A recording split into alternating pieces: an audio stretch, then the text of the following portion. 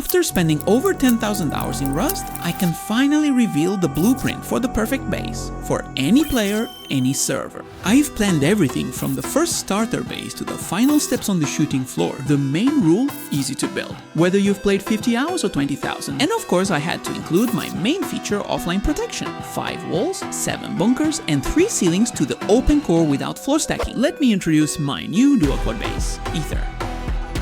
Let's kick off our base tour with the external TC. I know how boring it is to build 6 of them, so this design have only 3 externals and of course 15 rockets protection from any side. Just like all my bases, you'll have 3 separate exits from the compound, each guarded by turrets with double chain links and sneaky shotgun traps on both sides. Inside, I've placed 6 large furnaces and set up some pretty interesting peak angles with beds on every side. This base offers amazing online defense, with a massive amount of gaps and peaks to hold off any raids.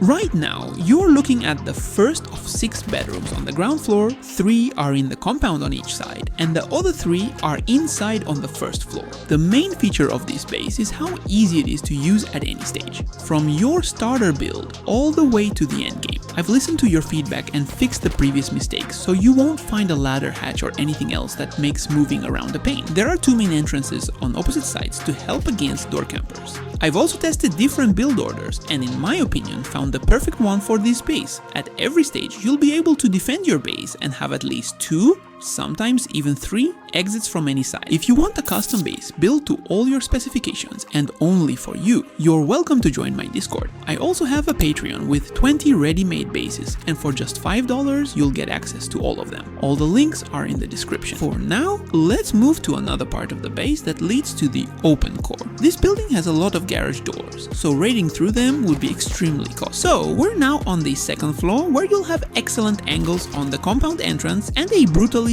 peak on the external TC. You'll also have 2 different paths to the left and right. As I mentioned earlier, I made sure to add as many effective peaks as possible on every side so you can defend your base during an online raid. But if you're not yet that confident in PvP or prefer to wait it out in a safe spot, this house gives you that option too. Hide your loot in the bunkers and wait it out, or fight until your last bullet. This is an extremely versatile base. Like all my projects, this house is completely symmetrical, so the other side is the same. Let's move up to the 3rd floor where the open core is located. I remember a few comments saying there weren't enough doors leading to the open core in the lure base. No problem, here's another version with 10 garage doors leading to it. As for the open core itself, there are 40 boxes placed here, with 3 turrets on each side covering every entrance. The most important thing is also the number of walls and floors. I managed to protect the open core with 3 walls on each side plus 3 floors, all without using a floor stack, which is pretty solid.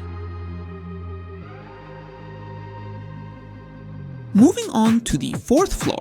As I mentioned earlier, you have 3 different exits to the floor above or below, which adds a lot of mobility to this base. First, we're greeted by head glitch peaks, which let you shoot without getting easily killed. Most bullets hit the floor or the embrasure, and of course I haven't forgotten my favorite ramp peaks, now slightly improved. You can also look down, and the side doors give you extra angles on your gates. Most importantly, you won't be visible from the outside thanks to the 2 roofs nearby. I've also taken care of roof peaks and retakes. From 3 different sides, you'll have full visibility of the core roof, making top-down raids much harder for raiders. On the other side, there are more peaks downward and a roof access point with a tricky turret. I'll show it in just a few seconds. I also want to point out that you won't have any blind spots in your compound, which is great. And for the grand finale, our hidden bunkers. So, 6 hidden bunkers on the 4th floor, each with 4 large boxes. That's 24 boxes in total. Madness. They're hard to find and aren't affected by splash damage, so you can sleep without any worries. I promised to show you the tricky turrets, and the time has come. We're heading up to the top roof. There are 3 of them from different sides. I suggest using a metal roof or a regular ladder if you're having movement issues. A large number of turrets, 6 main ones and 3 additional ones behind me. If the main turrets get destroyed, these will activate. There's also plenty of open space for a minicopter, attack heli, or even a small farm. But what about the beds? Well, again, there are 3 different bedrooms with very interesting peaks both outside and inside. And now you'll see it for yourself. And don't forget to like and subscribe to the channel if you enjoy my videos. These peaks are really effective. You can use weapons or even grenades without exposing yourself to fire. Plus, the enemy can see your beds from below.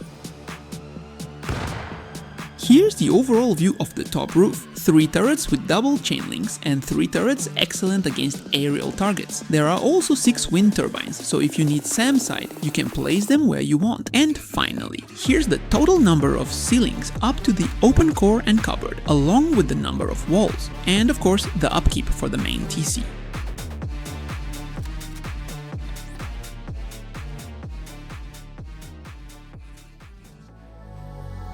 Let's start with 2 squares, or even just 1, depending on how much you've managed to farm. A bit later, we'll add the exit to the second floor and the early bunker.